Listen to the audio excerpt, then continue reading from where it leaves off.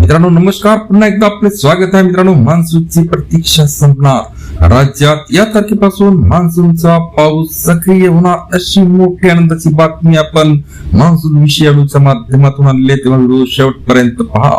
मित्रांनो, नैऋत्य मान्सून दक्षिण महाराष्ट्राच्या भागातच अडकून पडला असून 4 ते 18 जून या कालावधीत देशभरात सरासरीच्या तुलनेत 41% पावसाची तूट निर्माण झाली आहे, अशी माहिती भारतीय हवामान विभागाने गुरुवारी दिली. या कालावधीत देशात 72.2 मिलीमीटर अपेक्षित पावसाच्या तुलनेत केवळ 42.6 मिलीमीटर पाऊस झाला आहे.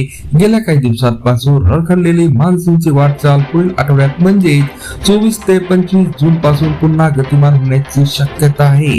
पुढची वाटचाल कशी असेल पहा मित्रांनो. मान्सून 8 जून रोजी दक्षिण कोकण आणि लगतच्या दक्षिण मध्य महाराष्ट्रात वेळेत दाखल झाला होता. 10 ते 15 जून दरम्यान येथे पाऊस सुरू होणे अपेक्षित होते, परंतु 17-18 जून पर्यंत मान्सूनची पुढची चाल पूर्णपणे विस्कळीत झाली आहे. मान्सूनची उत्तर सीमा सध्या हरणे, सोलापूर, हैदराबाद, रांची आणि मुझफ्फरपूर या भागावरून जात असून ती स्थिर आहे. पुढील 4 ते 5 दिवसात तेलंगणा, ओडिशा, झारखंड, बिहार आणि छत्तीसगडच्या काही भागात मान्सून पुढे सरकण्यासाठी परिस्थिती अनुकूल आहे. 22 जून पर्यंत तुरळक पाऊस. मित्रांनो, 22 जून पर्यंत राज्याच्या बहुतांश भागात तुरळक पाऊस पडण्याची शक्यता आहे. अतिवृष्टी किंवा सर्वदूर पाऊस या काळात होणार नाही.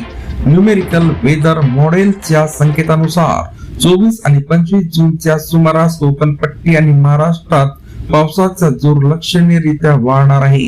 25 ते 28 जूनच्या दरम्यान किनारपट्टीवर अतिवृष्टीचे ढग सक्रिय होताना दिसत आहे.